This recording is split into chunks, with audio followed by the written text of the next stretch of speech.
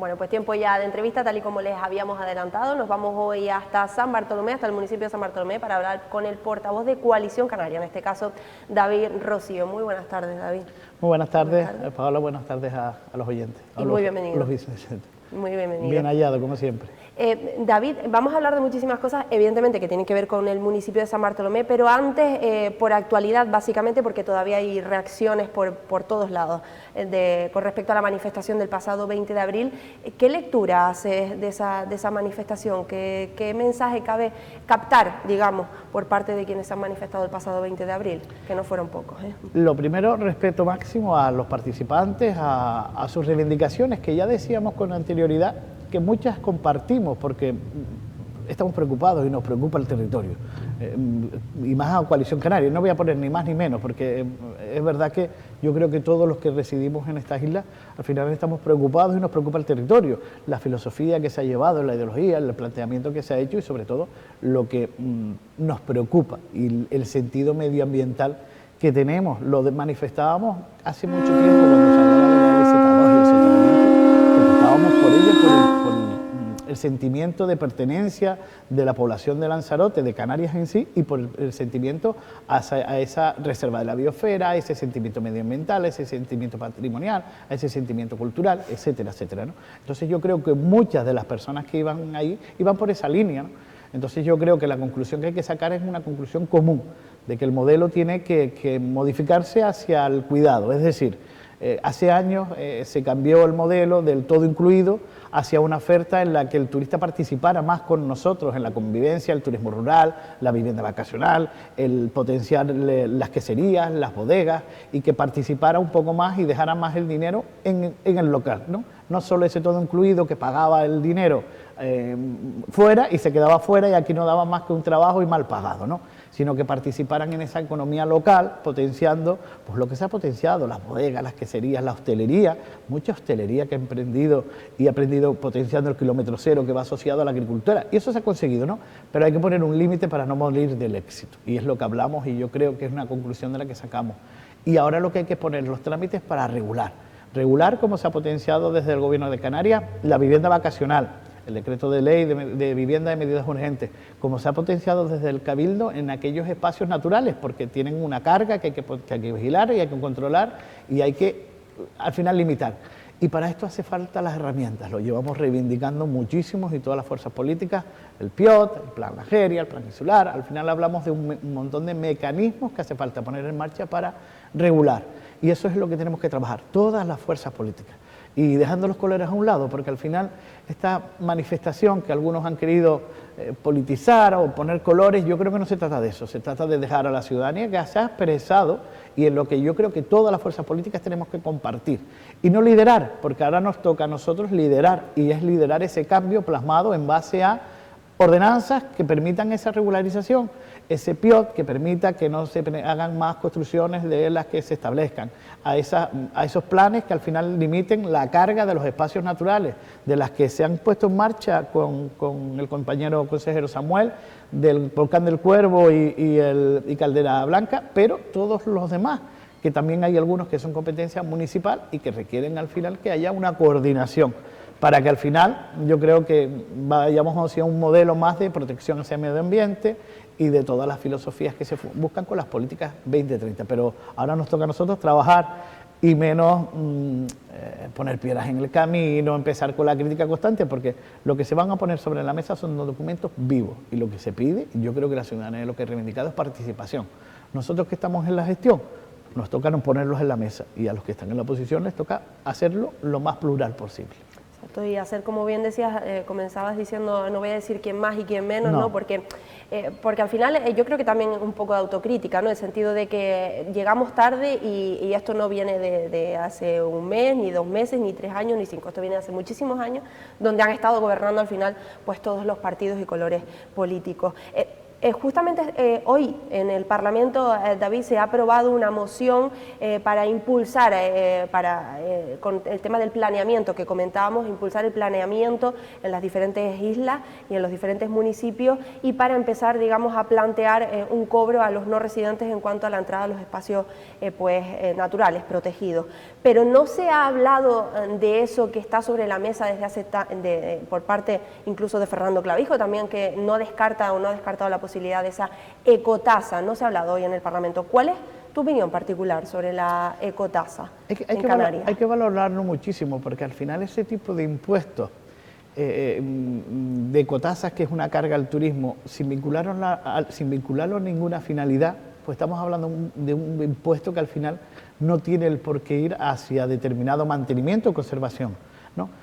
Nosotros analizamos distintas cosas y entre ellas se está analizando la ecotasa, pero también se está analizando la subida al IGI, a las pernoctaciones, porque al final, si esa subida a las pernoctaciones supone pues un aumento de la calidad del empleado, de los sueldos, vamos a decir, o supone un cuidado del medio ambiente, igual que lo que hablamos de esa tasa a los espacios naturales.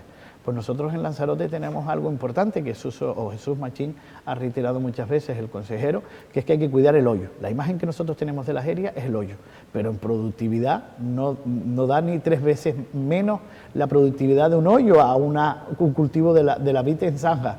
Entonces, al final, el agricultor tiene que, para que le sea viable su propia empresa, su propia bodega, tiene que ir a sacar la rentabilidad, y el hoyo no le es rentable. Entonces, esa imagen no se puede perder y hay que cuidarla. Pues una iniciativa es que ese pago a ese espacio natural pues vaya directamente a las fincas que permiten y potencian el hoyo, para que compense esas pérdidas que al final tiene y sigan siendo nuestra imagen.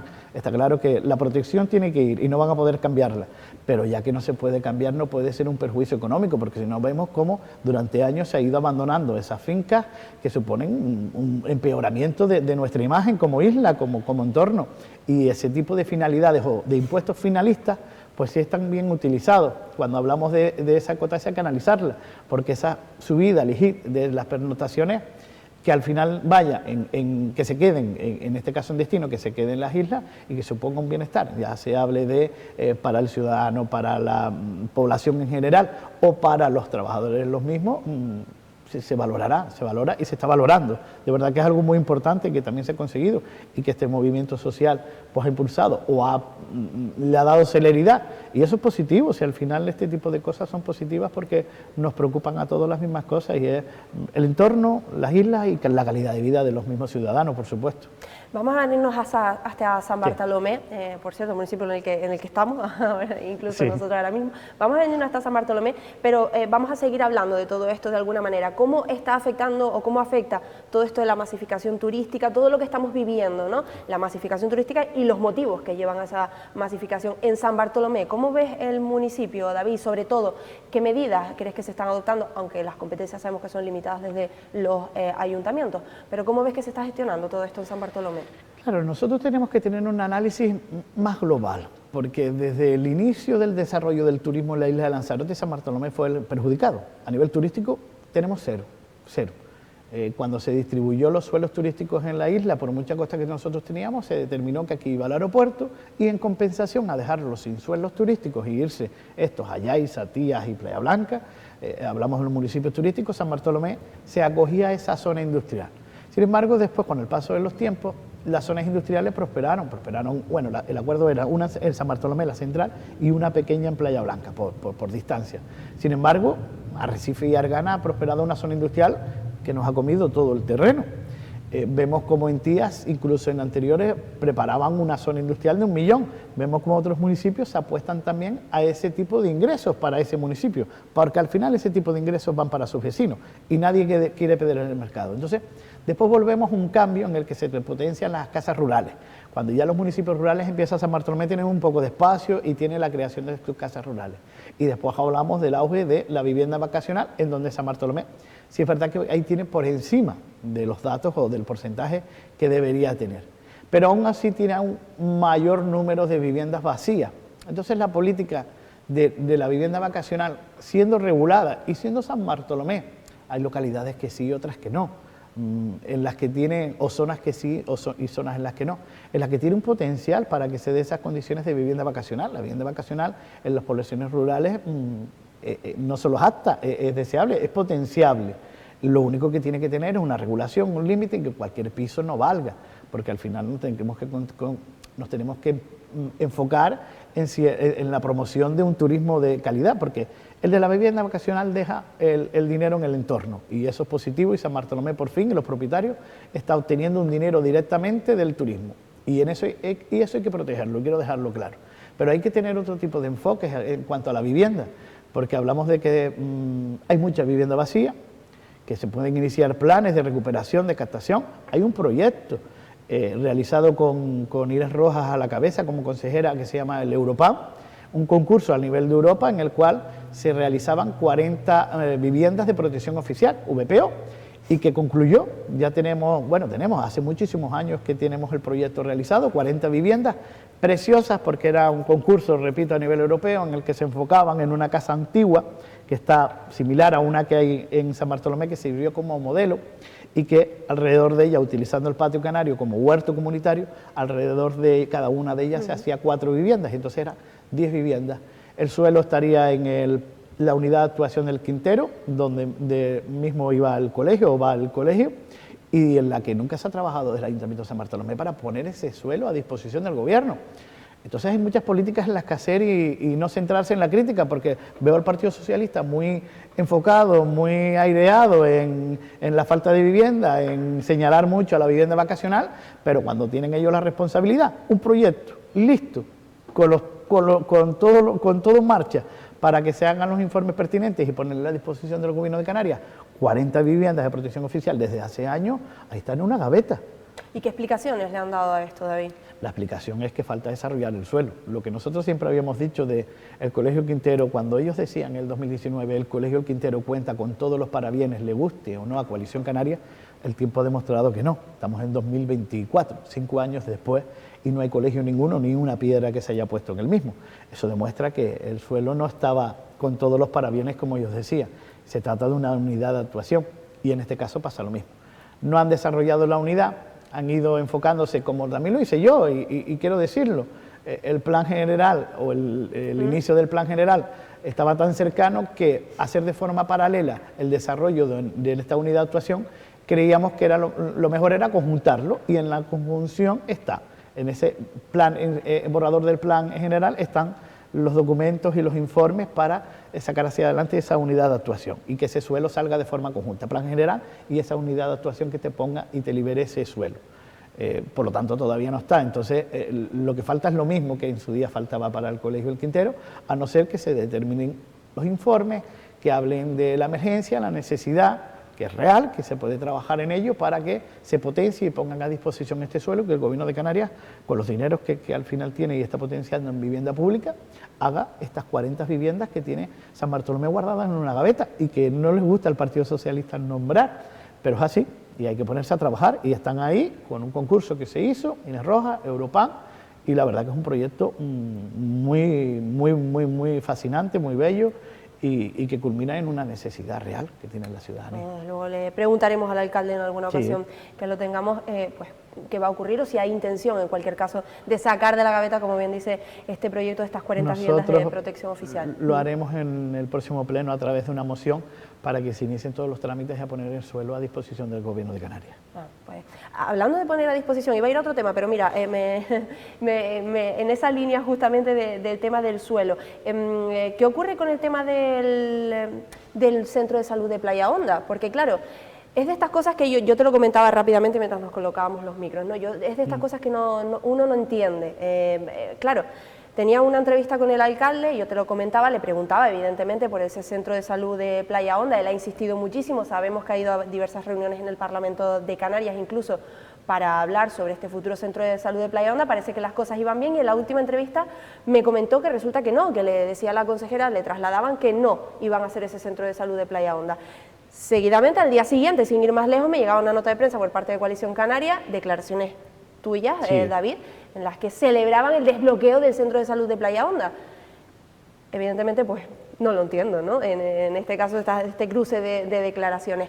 ¿Cuál es la situación, para que entendamos, del Centro de Salud de Playa Honda? La real es que tenemos el suelo, es la que nosotros manifestábamos la nota, que en el pleno anterior, el mes pasado, marzo, 27 de marzo, creo que recordar, el miércoles antes de Semana Santa, jueves y viernes de la Santa, pues el miércoles antes, se realizaba el pleno en el que por unanimidad, todas las fuerzas y concejales representados, votábamos a favor de la cesión del suelo al Gobierno de Canarias para que inicie los trámites de licitación, porque existe el proyecto, existen los informes, en este caso desde el ayuntamiento, y probablemente falte alguno, el medioambiental también existe, y falta seguramente que alguno sectorial, no sé si da no da eso, bueno, falta algunos flequillos, pero bueno, ya es un proyecto que está en marcha. La sesión se producía este mes pasado, como decía. Es cierto, y hay que decirlo, que meses antes, yo creo que el año pasado, se producía una primera sesión del suelo, pero en el cual no casaba con los datos de catastro, es decir, el ayuntamiento puso a disposición, o pusimos, porque nosotros también votamos a favor, hay que decirlo, pusimos a disposición del Gobierno de Canarias un suelo que cuando en catastro le pides la documentación te dice no cuadran, las medidas no son las mismas, aquí hay un error, rectifíquelo usted porque este suelo así no lo podemos usar. Y entonces se produce esa rectificación por parte del ayuntamiento, es ese bloqueo que existe y se pone a disposición ahora, y repito, hace apenas unas semanas en el que se vota. Eso es un trámite que hay que hacer, es decir, no sé por qué el alcalde, bueno, yo entiendo, pero no sé por qué el alcalde hace esa manifestación diciendo que no se va a realizar ningún centro de salud porque no es la prioridad del Gobierno canario. A ver, ahora hay que entender ese análisis, porque así mismo también lo manifestó en el Pleno, entendiendo que creía que estaban poniéndole piedras en el camino para que se desarrolle ese centro de salud. Yo se lo dije, eso lo he manifestado y lo manifiesto también aquí. A ver, ellos tienen la costumbre de que cuando gobiernan en aquellos municipios en los que son de su color político y en los que no, bloquean. Lo hemos visto en las legislaturas pasadas. En donde gobiernan y tienen su color político, hay libre financiación, hay proyectos que se ponen en marcha. En donde no gobiernan suelen bloquear, y lo que hemos visto, lo que hicieron con Arrecife, lo que hicieron con Teguise y lo que hicieron con un montón de municipios más de Canarias. Ya les dije, en Coalición Canaria no somos así. Nosotros no gobernamos de esa manera. Hay una necesidad imperiosa y es un centro de salud en Playa Honda y se va a sacar hacia adelante. A él le preocupó mucho que viniera la consejera, que vino Esther, y visitó el centro de salud, se fue a Playa Blanca e hizo un par de visitas a distintos centros y no vino a visitar este centro de salud de Playa Honda. ¿Vale? A él lo que lo preocupara era la foto. Y yo se lo volví a decir, que no se preocupe por la foto, que la tendrá, pero lo que no íbamos a hacer es engañar a la ciudadanía. Hombre, pero perdóname David, pero al final la foto tampoco es algo que le beneficiara, entiendo yo, porque al final el mérito es para quien va a realizar el proyecto, que es realmente el gobierno. Quiero decir, en esa foto aparecería la consejera de Sanidad del Gobierno de Canarias. Y el alcalde. Y el alcalde, pero quiero decir que no sería un mérito únicamente del ayuntamiento, se vería en esa foto. Bueno, pero es una foto y si al niño, al alcalde le gusta la foto, pues ¿qué vas a hacerle? Yo sé que lo que le preocupaba era la foto y que viniera y se sacara fotos en otro sitio y con él no. Y se lo volví a decir, al final lo que no se pretende es engañar a la ciudadanía. Este año se puso en el presupuesto del Gobierno de Canarias 60.000 euros para este centro de salud de Playa Honda. Y se puso porque es lo que se va a gastar. Porque no hay que decirle a la ciudadanía ni intentar engañarla en ponernos 1, 2, 3 millones de euros para un centro de salud y sacar 4 dibujitos como les gusta hacer ellos, que llevan años sacando dibujitos del centro de salud de Playa Honda cuando la realidad no permite. Esto es lo que se va a gastar este año, no queda otro tiempo. Estamos hablando de que se ha conseguido el suelo, mayo, de que con todos los parabienes que se busquen para el proyecto se ponga en marcha, se inicie el proceso de licitación, se realice el pliego y se realice la publicación. Los plazos que lleva la publicación y el resultado de esa licitación está el año perdido. Nos vamos ya al siguiente año, que es donde tiene que tener ficha financiera, y es donde nosotros nos estamos reuniendo de Coalición Canaria desde el principio con esta consejería, con otras consejerías, por otras cosas que también tenemos en marcha, el proyecto incluso del soterramiento, y son cosas que llevamos mucho tiempo trabajando con las distintas consejerías, pero sin engañar a la ciudadanía. No se trata de intentar engañar a la ciudadanía. Usted trabaje y haga todo lo que tenga que hacer, resuelva todos los problemas, pónganlos en marcha y cuando se inicien las obras y se culminen las obras tendrán las fotos oportunas, pero no vamos a jugar a ese jueguito de enseñar un dibujito durante años hasta que al final pues en algún momento se tenga que hacer, obviamente se tendrá que hacer, pero lo que hemos visto que ha pasado con el Colegio El Quintero, ahora Colegio Alexis Tejera, no lo queremos para Coalición Canaria. Llevamos todos los partidos políticos mucho tiempo vendiéndolo, ¿no? Pero ellos llevan más de 5 y 6 años vendiendo la foto uno y otro año, y este año empiezan las obras, y este año empiezan las obras, 2019 igual, 2020, y todos los años empiezan las obras, y todos los años empiezan las obras. Y al final nos encontramos que la situación es la que es. El mismo solar de palmeras muertas y secas desde hace 20 años. La realidad es la que es. No participamos en ese intento de engañar a la ciudadanía.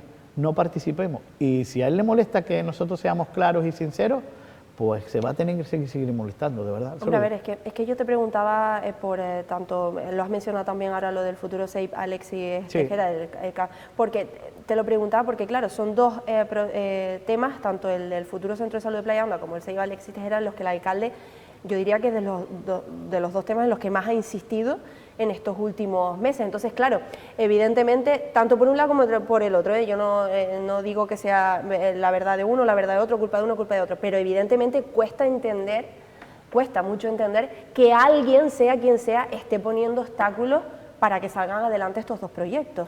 Mira, es muy sencillo. En el 2019 el Partido Socialista dice que el Colegio El Quintero, Alexis Tejera, después contaba con todos los parabienes. Firma un convenio con la Consejería del Gobierno de Canarias para que le dé la partida económica. Se hace un convenio 21-24, creo recordar, fecha de inicio de las obras 2021-2024, fecha de finalización. Miren en qué año estamos. Miren en qué años estamos y qué se ha hecho. Se les transfirió el dinero. Quienes llevan anunciando y prometiendo, es decir, todas las competencias